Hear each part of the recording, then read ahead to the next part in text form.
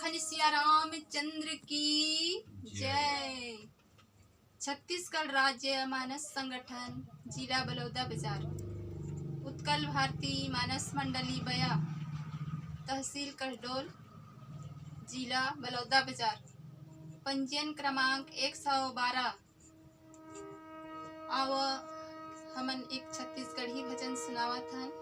ओकर पहले आप सब झन ला राम राम है, जय जोहार है, जय सीताराम है। आव एक छत्तीसगढ़ी भजन सुनावत हन। लखन सिया रामचंद्र की जय। भरत प्रिय रामचंद्र की जय। श्री गुरु चरण सरोज रज,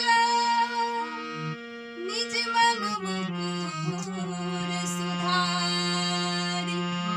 बरनउँ रघुवर विमल जसु, जो दायक फल चारि। बुद्धिहीन तनु जानिके, सुमिरो पवन कुमार। बल बुद्धि विद्या देहु मोहि, हरहु कलेश विकार।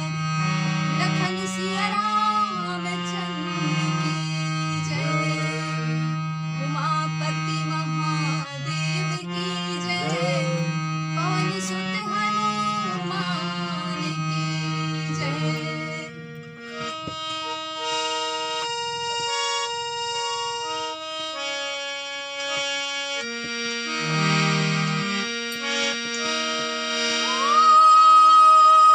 जाने वाला रे, संभल जा रे, संभल जा रे, संभल